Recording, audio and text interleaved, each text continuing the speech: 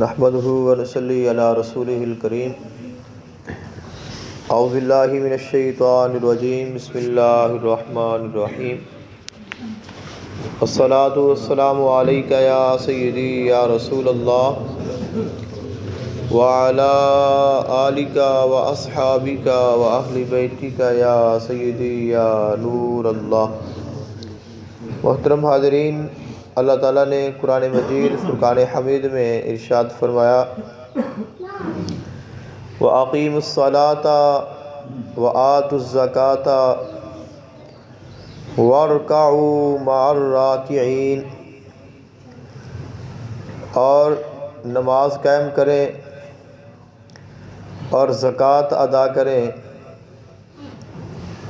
اور رکوع کریں رکوع کرنے والوں کے ساتھ۔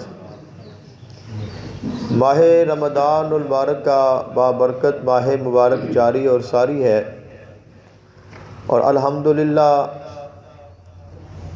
ماہ رمضان المبارک کی عبادات بھی جاری اور ساری ہیں۔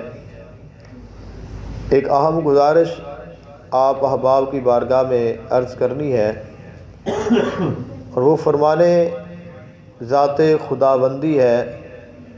خلق کائنات نے ارشاد فرمایا رکوع کرو رکوع کرنے والوں کے ساتھ، اس کا مطلب ہے نماز با جماعت ادا کریں۔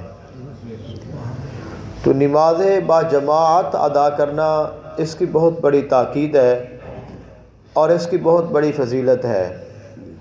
ہمارے کچھ احباب اس میں غفلت کر جاتے ہیں، تو ہمیں نماز پنجگانہ میں اور فرائض کی ادائیگی میں اور نماز با جماعت میں غفلت نہیں کرنی چاہیے۔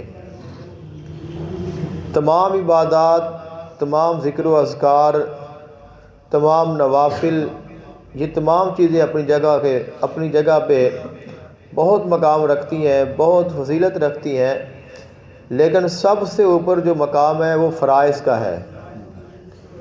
کچھ احباب ایسے بھی ہوتے ہیں جو نوافل میں پڑ جاتے ہیں اور فرائض میں غفلت ہو جاتی ہے۔ تو ہم نے سب سے پہلے فرض کو ادا کرنا ہے۔ بزرگان دین نے ایک مثال ذکر فرمائی ہے، وہ فرماتے ہیں اگر ایک شخص 1000 نفل پڑھے اور ایک فرض نہ پڑھے تو اس کا 1000 نفل کسی کام کا نہیں ہے۔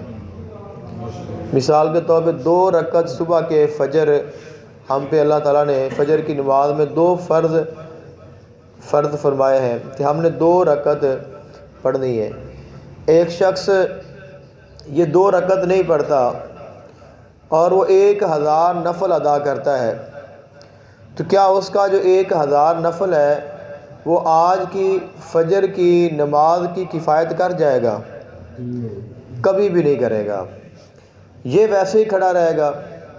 اور اگر ایک شخص فجر کی نماز با جماعت پڑھ لیتا ہے اور وہ کوئی نفل ادا نہیں کرتا، تو کیا اس کے اوپر کوئی بھی اللہ تعالیٰ کا حق باقی رہ جائے گا؟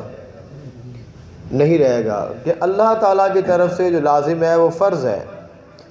حضرت عمر فاروق رضی اللہ تعالیٰ عنہ، آپ کا دور مبارک تھا، اور آپ کو پتہ ہے ابتدائے اسلام میں خواتین مساجد میں ہی نماز پڑھتی تھیں، اور مسجد نبوی شریف میں آج بھی اور مسجد حرام میں خواتین بھی ہوتی ہیں، مرد بھی ہوتے ہیں۔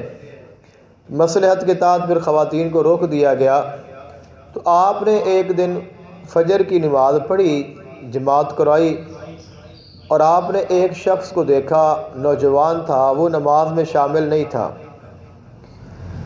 تو آپ نے ان کی والدہ محترمہ رستے میں آپ سے ملی، تو آپ نے پوچھا آپ کا بیٹا آج مسجد میں نہیں آیا، کیا وجہ بنی ہے؟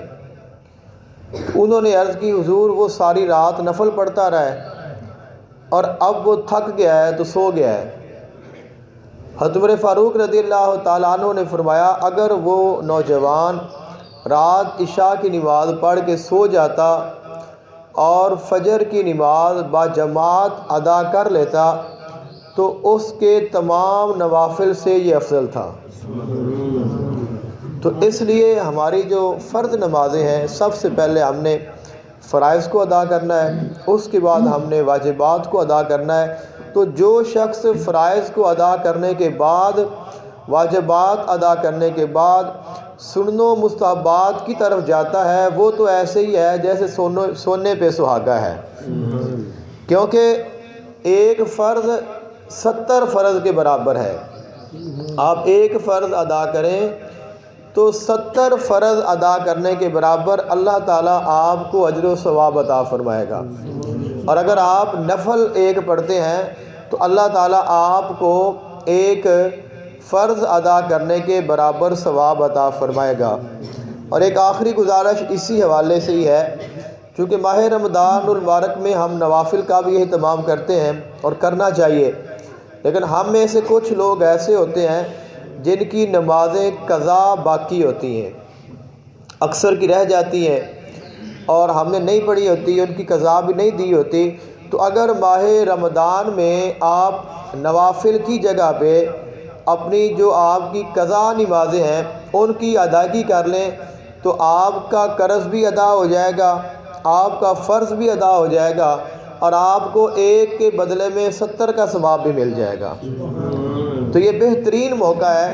اگر آپ کی کوئی ایک نماز بھی قضا رہتی ہے، زیادہ رہتی ہیں، سال کی رہتی ہیں، مہینے کی رہتی ہیں، تو آپ ان کا اندازہ لگا کے ماہ رمضان میں ان کی ادائیگی کرنے کی کوشش کریں، نوافل نہ پڑھیں اور جو قضا نمازیں ہیں ان کو پڑھ لیں، تو یہ نوافل سے کئی گنا بہتر ہو جائے گا۔